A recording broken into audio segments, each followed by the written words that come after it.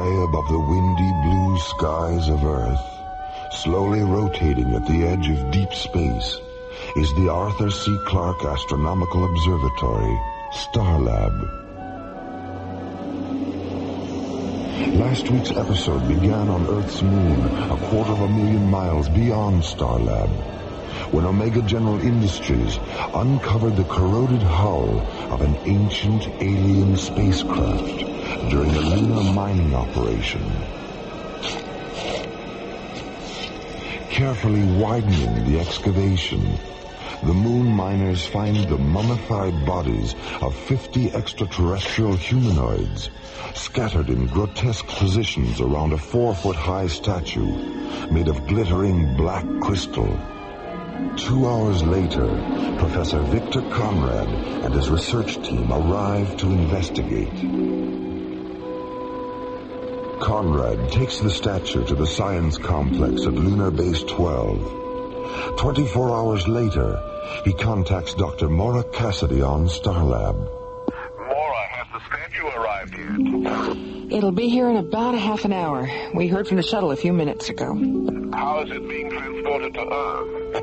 We've got an SET cruiser standing by. Well, tell them to be careful with it, Maura. When we ran the thermal tests, it started to emit an ultraviolet glow that had all of us hallucinating. For a few minutes there, we thought the statue was coming to life. We finally sealed it in a small liquid oxygen bath. As long as it's kept cold, it's completely inert. But 10 minutes later, the shuttle carrying the statue is penetrated by a tiny meteorite that splits open the statue's pod. And when the shuttle co-pilot goes to Cargo Bay 4...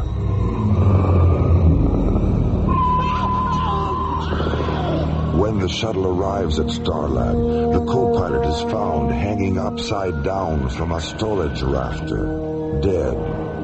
And the statue is found outside its shattered pod, staring up at the co-pilot's contorted body.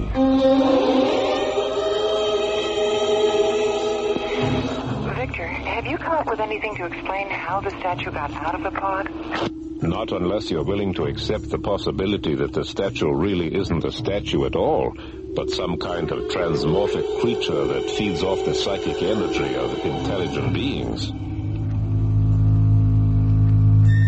The next morning, Conrad and his research team resume their experiments with the statue samples they've kept at Lunar Base 12. But as Maura sits in Starlab control, monitoring the interior of Conrad's moon laboratory by remote visual link...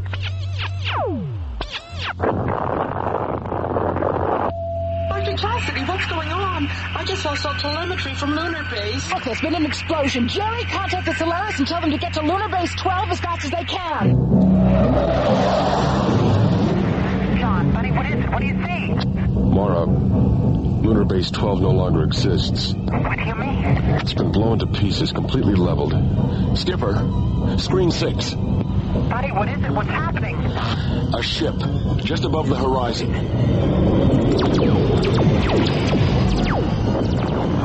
We're hit.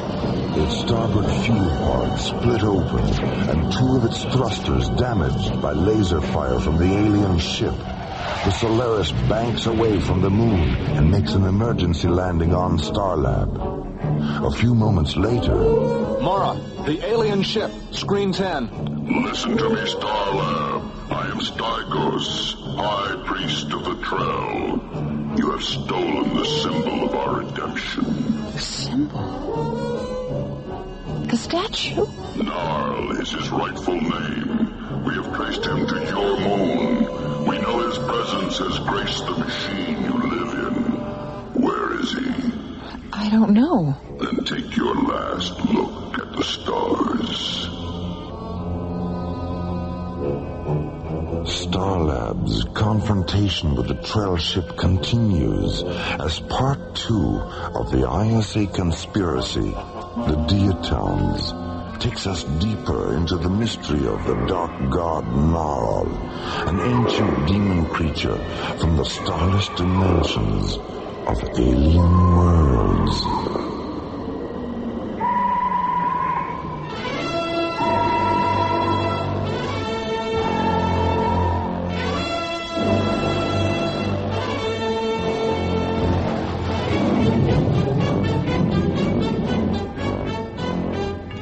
psychos, wait.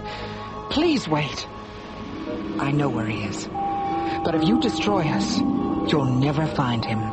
Because I'm the only one who does know. The secret of Gnarl's whereabouts is not yours to keep. And the lives of the 200 men and women at Lunar Base 12 were not yours to take. They were violating the sanctity of Gnarl by subjecting the fragments of his being to the light. But they didn't know they were doing anything wrong. Gnarl is not a merciful divinity in the sense that you understand mercy. Neither is he forgiving in the sense that you understand forgiveness. But there's nothing about innocence to forgive. Where is he? I don't know. Suffer the darkness until you do.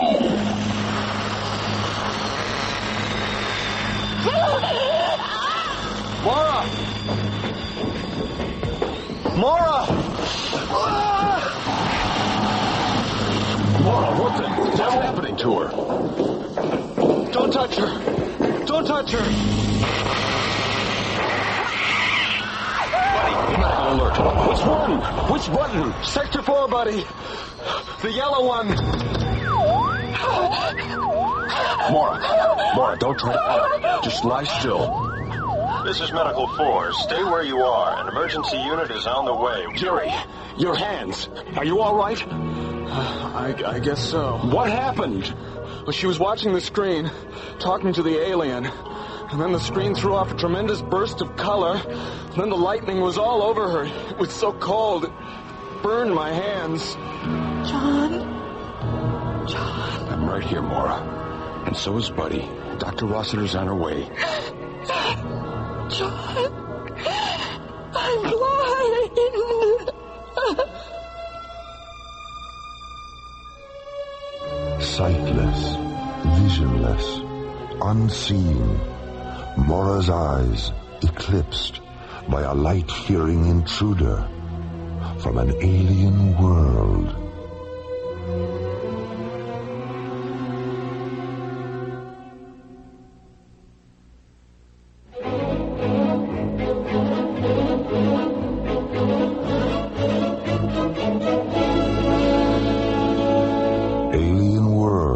Continues. A burst of color erupts from a visual scanner screen in Starlab control. Filaments of sub-zero lightning lash out and curl around Mora, freezing her in a painful web of cold, crawling electricity. A web Stygos has somehow spun from his ship, which lurks near Starlab like a huge dark spider. When the lashing ribbons of lightning finally release her, Mora falls, blind. Your blindness is just a warning, Mora. How long it lasts depends upon how soon you tell me where Gnarl is. Shut down all the transmitter frequencies, Jerry. Now run a check on Screen 10's receiver circuits. Whatever they use must have come in through the outside lens. Okay. What are you going to do, Mora? If they find out where the statue is, God knows how many more people they'll kill. I can't tell them. I just can't. Are you sure? Yes. No, I don't know. Why does everything depend on me? Can't anyone else make a decision? John, the receiver circuits on Screen 10 are completely burned out. Okay. Shut the louvers and all the outside scanner lenses. They're closed. Oh, Dr. Rossiter, am I ever glad to see you. Oh, Diana. Mora, what happened? I've been blinded. Oh, my dear God. There's a hostile alien ship outside. It fired some kind of energy beam in through one of the scanner screen lenses. All right, Mora. Now, let's have a look. I'm shining the light directly into your eyes. Can you see it? No. But I think I can feel it. I'm taking the light away. Now, I'm shining it into your eyes again. Yes. Yes, I can feel it. Let's get her on the stretcher and take her up to sickbay. Take her feet. Okay. Jerry, you better have Dr. Rossiter take a look at your hands. I'm okay now. What do we do now, Mora? Tell Stygos you know where the statue is, but explain that it's going to take time to get it back here. If that doesn't work, use our photon injectors on his ship. Maybe they'll be able to do what the laser cannons on the Solaris couldn't. I'll contact Commissioner White and tell him what's going on.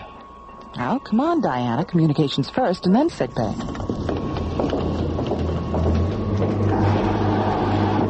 Sound General Quarters, Jerry. Okay, open a close proximity frequency. Let's see how good we are at telling the big lie. Stygos, this is Captain Graydon. Have you made a decision? Yes, we decided to give you the statue. Our sensors indicate that Gnarl is no longer aboard your machine. No, he isn't, but we've contacted the laboratory where he was taken, and our scientists are sending him back. You're lying, Captain Graydon. We've monitored no transmissions. Close the channel, Jerry. Now open number 8 scanner lens and project a target grid onto the screen. All right, interface the coordinates of their ship with our photon injectors.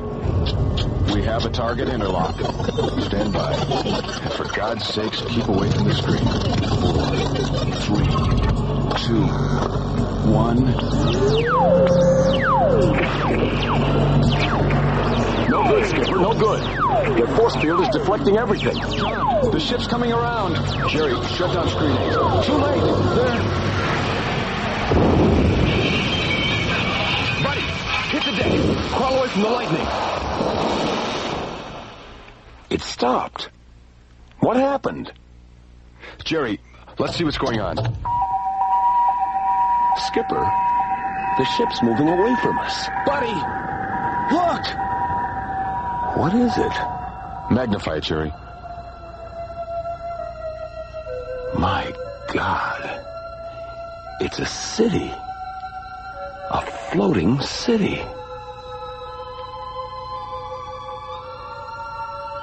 As the black metal insect ship of the Trail stalks away into the dark distances of deep space, a huge floating platform appears and slowly moves toward Starlab.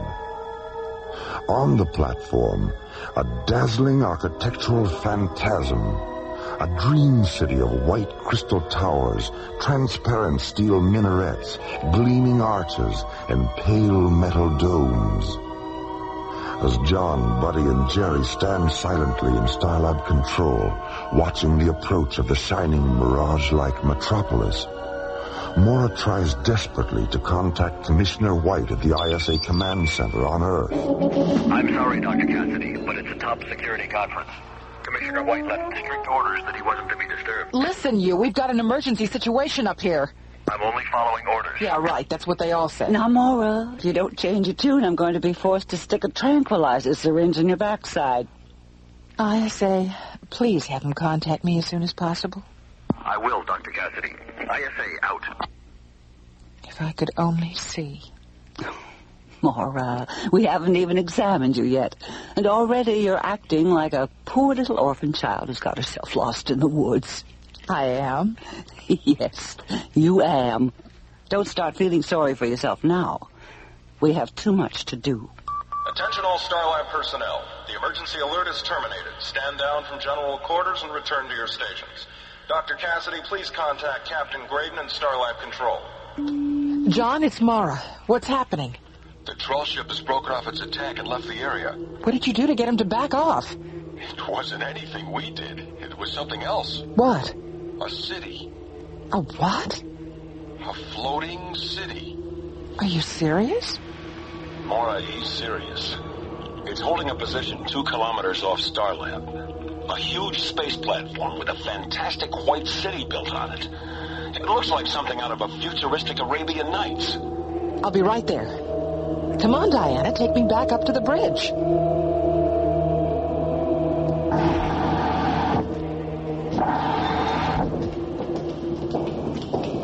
John, is it still out there? Hasn't moved an inch. Oh, Mara, it's so beautiful. Are you here, Jerry? I'm right here. Please, open a close proximity frequency. Go ahead, Mara. This is Dr. Mara Cassidy. Would you please identify yourself? Dr. Mara Cassidy. Which of those three names do you have the greatest affection for? Mara. We are the Diatons, Mara, and we inhabit the star city of Imbria. I am Phaedra, Sky Priestess of the Before Time. We know your machine has experienced an encounter with the Trell. Did Stygos harm you? Yes. Yes, he did. I'm blind. Can you feel the light upon your eyes? Yes. Yes, I can. Then it will be my pleasure to restore your sight. It will? Of course. We have no vehicles of our own, so transport yourself here to Imbria. A projection of light will guide you. I'll be waiting. Oh, yes. Jerry, call the short-range vehicle hangar and tell them to get a shuttle ready. John, Buddy, Diana, let's go to Imbria. Imbria, a fantasy of gleaming crystal and bright transparent metal, a construct of light and serenity and magic. A floating star city, casting its radiance over all who grope their way along the blind corridors of alien worlds.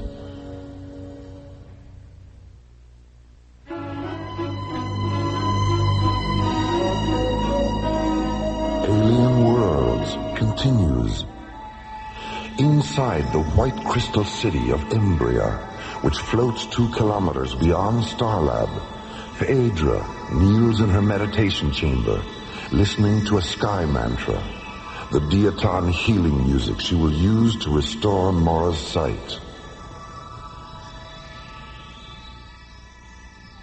On Starlab, Mora, John, Buddy, and Dr. Diana Rossiter enter the short-range vehicle hangar and move toward the shuttle that will take them to Imbria. How's it going, Bobby? Might as well get aboard, John. We'll have her fueled in another 10 minutes. Aboard the Black Trail insect ship, Stygos, alone in his quarters, receives a message from his tracking systems officer.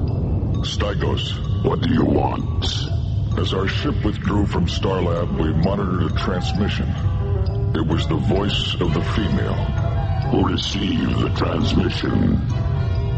A laboratory on Earth. Alter course. That laboratory is our new destination.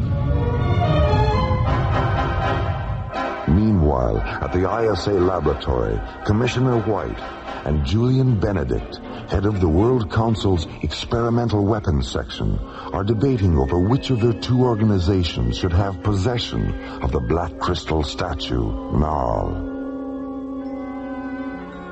Matthew, if we can take the energy that statue puts out and incorporate it into some of our experimental thought weapon hardware, we'll be years ahead of everyone else in that area. Don't you see the advantage of that?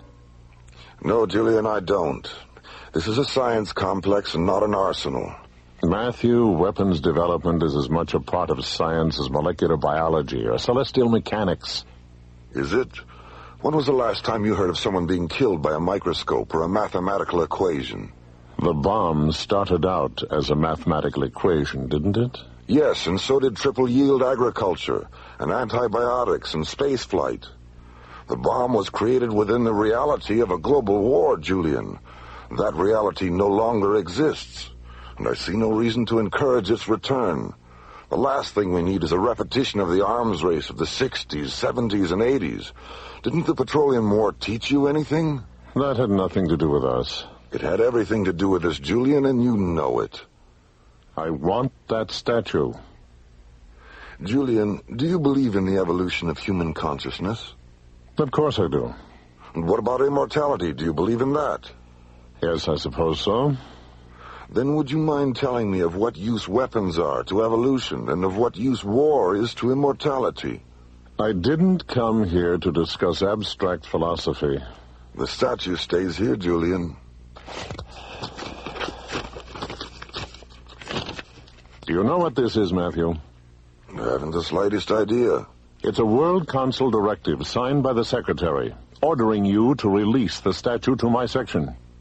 Julian, we both know your section is being phased out. Why are you going through all this? It won't be phased out for another year.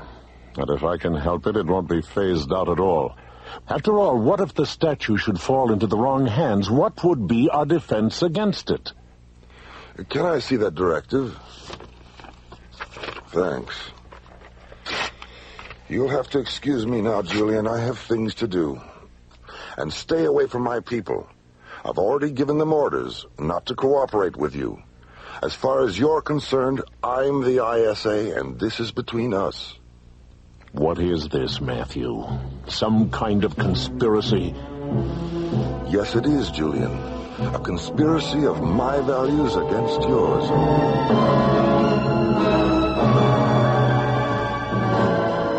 Everyone strapped in? Wait a minute, buddy. Maura, shouldn't that strap go over instead of under? What strap? The one you're sitting on. Oh, I was wondering what that was. Daddy? Yes, thanks, Diana. Okay, buddy. Let's run it down. Navigation and thrust vector systems? Check. Attitude gyros? Locked. Service propulsion and reaction control systems? Positive. Commissioner White on beam channel. Thanks, Jerry. Punch him in, buddy. Mara, I just got your message. What's going on up there? More than I ever thought possible. How soon can you get here? Well, it all depends. Does it have anything to do with the statue? It has everything to do with the statue. All right, I'll leave right away. Now, where were we? Ignition, Skipper? Don't mind if I do.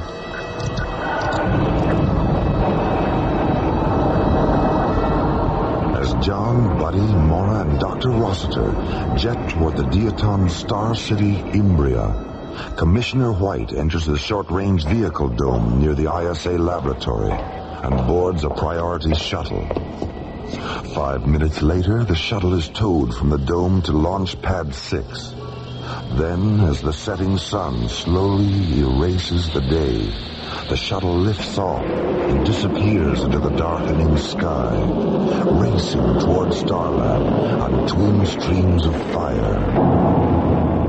Meanwhile, 550 kilometers above and 400 kilometers south of the ISA laboratory, the Black Trail insect ship enters the Earth's ionosphere.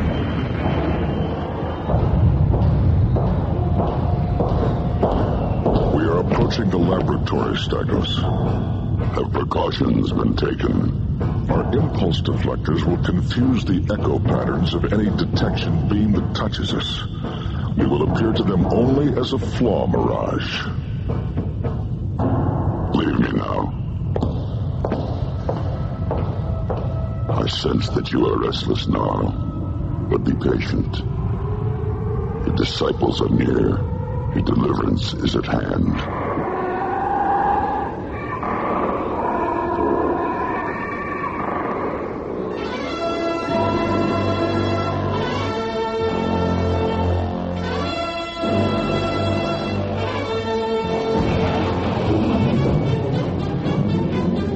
Part 2 of the ISA conspiracy, The Diatons, was written by Ron Thompson. Our cast included Linda Gary, Chuck Olson, Bruce Miller, and Corey Burton, with special guest stars Russi Taylor, Michael Rye, Francis Bay, Robert W. Morgan, and Ernie Anderson. Associate producer Jeff Allen, music director Tom Rounds, engineer Stu Jacobs, assistant to the producer Roger Brossi. Alien Worlds was created, produced, and directed by Lee Hansen and is distributed by Watermark Incorporated. And so until next, inviting you to join us for The Light Storm, the conclusion of the ISA conspiracy on Alien Worlds.